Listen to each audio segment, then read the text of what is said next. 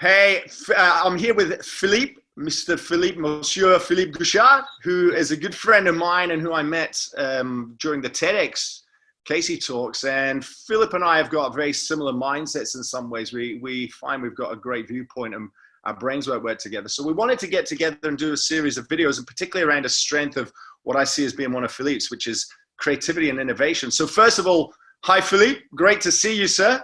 How are you? I'm very well, Mark. How are you today? Yeah, fantastic. And I know we've put this off, but I think even amidst everything that's going on, we were just talking for a moment before, I think it's a perfect time to actually start looking at creativity and innovation. If nothing else, partially at the end of this current challenge, innovation is going to be key, right? How do we do the rebuild and ramp up? So there's going to be some great nuggets we can add to this. So let's dive in. We've kind of broken up. We're going to look at creativity and innovation from 4 parts. And the first starting point is to actually create a compelling case for creativity, right?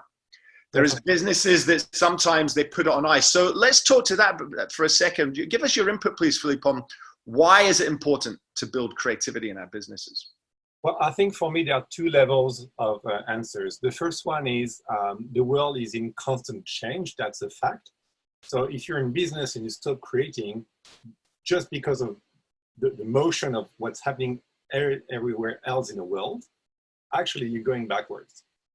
Yeah. So if you don't create, if you don't innovate, if you don't continue to unfold with your team and everything, and you just do business as usual, it just means that over time your business is going backward. Yes. So you need to keep innovating, you need to keep creating and testing ideas in order to stay relevant in business. So that's the first layer of answer. The second layer is more something that you probably can relate to because you talk about the mind and everything. It's more about one of our innate qualities of mind, which is exploration. So as human beings, we've been exploring for thousands of years, and creativity is exploring in new areas that you haven't touched before. So it's a very natural process that we have inherited as a human being. Yeah. And not doing that process is actually preventing us to really fully being who we are. So in a very broad picture, that would be the 2 things I could mention. Yeah, completely. I'd say certainly from that behavior side, that people in the mindset side, absolutely. Even people who, when you ask who's creative or not, when I do workshops, I'm sure you get the same. It's amazing how many people would put their hands up and so, no, I'm not creative. Yes. And I would turn that around and go, actually, we are, because creativity, we are creators at hand. We have been for 70,000 years. All of us are. That's hardwired. And I think it's more the context that when people hear that word now, I find anyway, they give the context of creativity a definitive meaning of something artistic, like a specific painting style or a specific engineering style or something that is seen and viewed by others as being creative, as opposed to, no, actually, we're all creative. You're now kind of honing in on a more commercial aspects, let's say something like that. Okay. I completely agree with you. I think creativity comes in many shapes and forms. And yes, there are people that are more creative than others by nature or by nurture also. But I agree, we are all creative. And creativity, again, is the way you're going to stay curious and then explore that curiosity and continue exploring your area of expertise. So you can be creative in business models. Completely. I mean, I like talking to the people side. If you ask people their favorite style of art or artists, a simple way to look at this might be some people are really drawn to call it Turner landscapes or something, or the old Dutch classic masters where you know what you're looking at. The painting is this. You know it is a woman with a pearl earring. You know it is a landscape of Venice. But then others are drawn to the likes of Dali or Picasso, where for some people, they're looking at that and going, well, that's not art. What is it? Because I can't give it meaning. And this is where you really simplify and understand this. We're all creative. We've got different filters or viewpoints with which we look at creativity through. So here's another question for you, Philip, on this end. So we understand there's a compelling case for it. What's a couple of reasons that you find kills or prevents creativity specifically for businesses? That's where it gets really interesting for me, I guess, and with the point of view I have for this over 25 years in design. I think what can kill or refrain creativity is actually business as usual or efficiency. So if you have the curve of any company, you have a founder that has an idea. Usually it's a creative idea that solves a problem. And then the business expands and gets better. And then you have efficiency in systems. Mm-hmm. And sometimes that takes over. Mm-hmm. And then the business gets very efficient to do what it's supposed to do. Mm-hmm. But it kind of forget that it was based on a very creative idea in the first place. Yeah. So sometimes efficiency and the gain of efficiency and system and procedures can stop creativity, I would say, or limit creativity. So I think it's important as business do that. They still have some kind of a small group in their company that would do creative work and innovation work. Absolutely. I mean, I love always talk to the case of Pixar there. I mean, for a long time, for years, they were seen as a drain on that business. They were not an animation studio, but they were inventing, reinventing, creating. And then when they finally cracked the magic ingredient and go to market with a 90-minute feature film, they've never looked back, and they turned into an animation studio, right? Mm-hmm. But had they not kept that creative dream alive and that creative team working, that wouldn't happen. Exactly. Yeah. I love the way you articulated your first point, and that is that after creativity, we get the ideas, but it is very easy to slip into how you termed it, system and efficiency, and kind of the nature of business, but forgetting then what the start of that process was. Because it is it's a constant cycle. Like, you go back to that beginning point. It's not like this is linear. You start with creativity, you end with a commercially viable product, and now that's the end of the journey. It's cyclical. You loop back to the start. Really, that's what you're articulating in your description. Definitely. Which also means that sometimes you need to tweak your business model. Yeah. That you need to make sure that part of the profit you're generating from the first original idea is dedicated to generate other ideas along the way and other experiments and curiosity. Yeah, cool. So here's a big question then. If we were to focus, and if I lean into them, one thing, what's one key point in terms of, and let's make this stick to the idea of this compelling case for creativity, right? To just get it started. We'll deal with some of the other aspects later in the next videos. What's the one key thing that you think you would encourage that people or businesses focused on?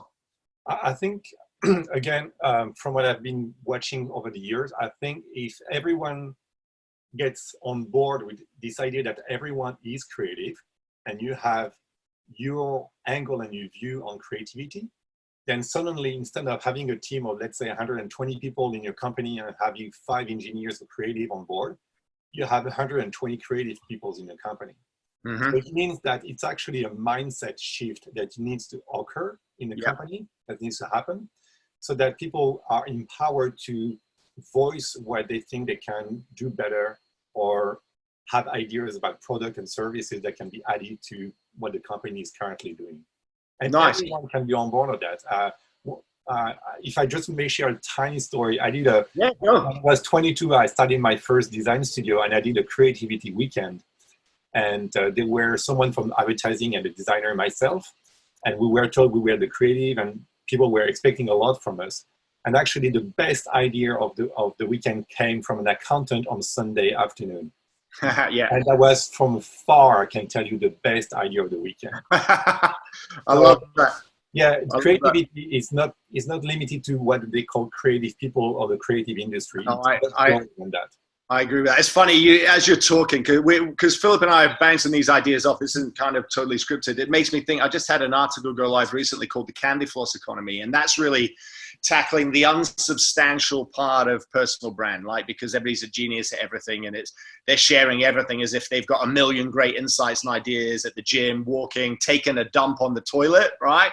And actually, what you're saying, I agree with it. We can actually have our eureka moments in the weirdest of moments. Yes. It's not 100 of them every day, all the time. It's not every idea we have is that genius, right? That's the flip of that, is learning to hone in and kind of realize that you've got that eureka moment, but also self-reflection, honesty. Not every moment you have is a eureka moment. Definitely not. I mean, if you really look at the creative process, you create a lot of bad work before you create good. So you need to be very comfortable with having a very crap output for quite some time, because if you don't have that, you cannot have the original idea at the end.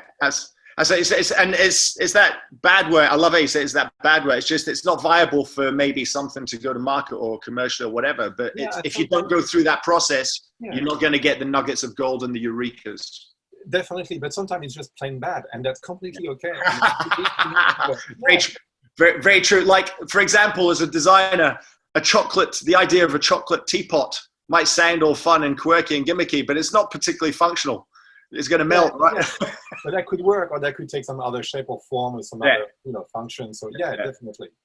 So I think from my side, the one thing I would say here to focus on creativity, it definitely ties into something you're saying, and I would link it to people and culture, and having a culture that embraces creativity, because the experience I have is that when people step into the headspace that you're describing of systems, efficiencies, results, outcomes, get it done, there are certain things that I find get sacrificed. Or time, I mean, there from a sense of investing time in them, get sacrificed to hit that outcome. And in my experience, learning and development, training is one, but also sometimes creativity is one of those as well. Like, I don't have time to be creative because I've got other things to do to stay in the cycle. So I think it's the one thing I would say is learning to focus, aligned with what you're talking about, is an attitude, but specifically an attitude of allow the time, creative culture of allowing investment of time into doing the creative ideas. 100% agree. Sometimes I run workshops and creative sessions. If you're in a specific industry, sometimes it's good to be creative in something that is completely different. Because what's important is the methodology, the kind of training the muscle of creativity, and then you can apply that to your own business. So if you're in the manufacturing industry, do something creative with, I don't know, food or paint, or something that is not your current job. And then from that, you can expand that mindset actually into your actual job. Perfect, which is actually a great link, because what we'll do is we're going to hit pause there. We want to make sure we break these down. This has given some ideas of, if you've been wondering how to, a compelling reason or case as to why, or to start the journey of creativity, there's some nuggets in there for you. But we're going to do a series of 4. We'll hit pause because that links nicely into the how to. How do we now start kind of being creative and injecting that in our businesses? So let's hit pause there. I'll fresh up my coffee. We'll talk in a minute, Philippe. We'll talk in a minute. We'll see you guys on the next video. Thank you.